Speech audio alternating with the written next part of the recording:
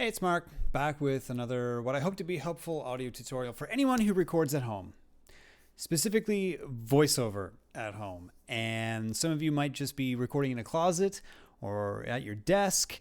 And what I want to do is challenge that idea, of those notions. And maybe there's a better spot in your dwelling that you haven't considered yet or you haven't tried out. And that might be your future studio. So let's take a look at this graph. And I assure you nothing fun or exciting has ever started with those words. But maybe this will be the exception to the rule. I've plotted a number of different rooms and layouts on this graph, graded according to reflectiveness and privacy. So, of course, on the left, the least private spots. I mean, this is outdoors. Potentially, maybe it's on the street, there's vehicles, people walking by, things like that. That's what I mean by privacy, is the potential for interruption. And then on the far side, you've got closet and bathroom are probably the most private rooms or spaces in your home. And then on the vertical axes, it's reflectiveness. And this is actually, as an audio engineer, something that's very important to me. So I don't want a lot of echo or reverb, what we call reflection in the space. And of course, the least reflective space you can record in is outdoors, because there are no surfaces for the sound to bounce back off of. The pedantic among you might be thinking, well, a stone building or something, but that's not what I mean. I just mean, your backyard, your driveway, etc. That's sort of what I'm talking about. And then, of course, the most reflective space in your home or connected to your home would be your bathroom, your shower, probably. Head in the toilet if you want to get really outside the box, but you get the idea. Somewhere around the middle is the sweet spot, and you can see that, oddly enough, dining room is a surprise. I considered, what the average dining room is like, whatever that means. But bedroom and living room are pretty good options, because they've got a lot of fluffy furniture, drapes, and those are things that are for private. Maybe not your living room, but your bedroom. You can close the door and tell people to go away, keep the dog out, the kids out, little brother, little sister, whatever you have that could interrupt you. So bedroom is a good one, 'cause, the bed's there, it's cushy, whatever. But there are caveats to these, and let's talk about that. So let's hop over to Audition. I've recorded 5 examples from my own dwelling. Let's hear them and break them down. And maybe we come up with a new favorite. I don't know. Sitting on my coffee table facing my sofa. The fish was delish, and it made quite a dish. Okay. That's not too bad. I was going to just sit down on my coffee table. No, I was going to sit on my sofa, my Chesterfield, my couch, whatever you want to call it.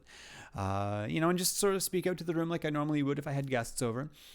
Thought, no, let's go outside the box here a little bit. I sat on my coffee table, I faced the sofa, and it was like acoustic paneling. It was a soft, cushy surface for me to talk into. It sounds pretty good. I kind of liked that one. By the way, I recorded all of these with my phone right here, just like this. Nothing fancy, just a microphone that 99% of people have available to them. And the best microphone is the one you have. I don't want anyone to feel left out or behind because I'm using fancy, exclusive equipment. Not the case. It's just the microphone on my stock Android phone. Let's move on to the next example. Standing in the middle of my kitchen. The fish was delish, and it made quite a dish. So kitchens present a couple of problems. Mostly the hum of my refrigerator. That's a no-no. We don't want that. But it's also quite reflective. Pretty much the softest surface in most kitchens would be a mat of some kind, but that's a very small amount of surface area. So you're going to get a lot of sound bouncing back at you, which we don't want. Here's the next example. You can guess where this is. The fish was delish, and it made quite a dish. That is my shower. It's not too bad, actually, but it's obviously quite echoey.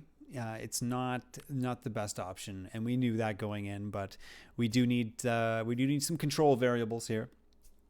One thing I should note is that the default Samsung app, and it's probably the same on iPhone as well, and some other apps may have this feature, is there's built-in noise reduction.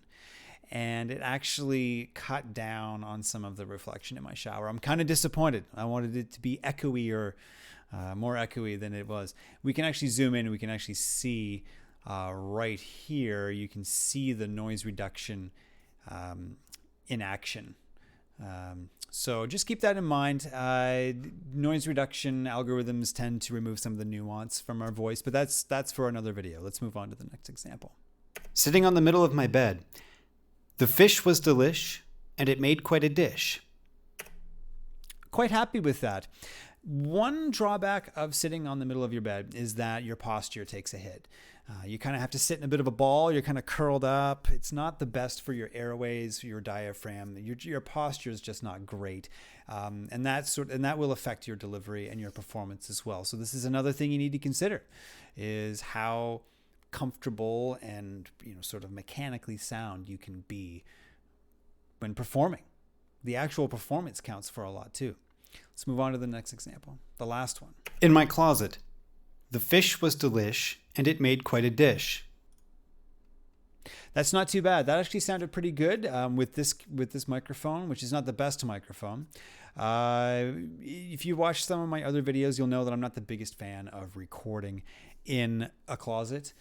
For a few reasons. Again, weird reflection in a closet, bassy resonances and things that also sort of colorize and reduce the quality of your video. So that's that. Let's put up the graph one more time. Hope this was helpful.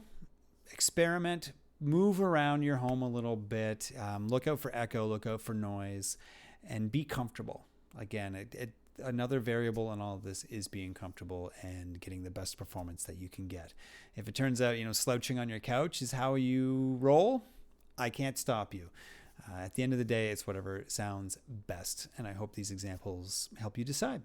See you in the next one. Thanks.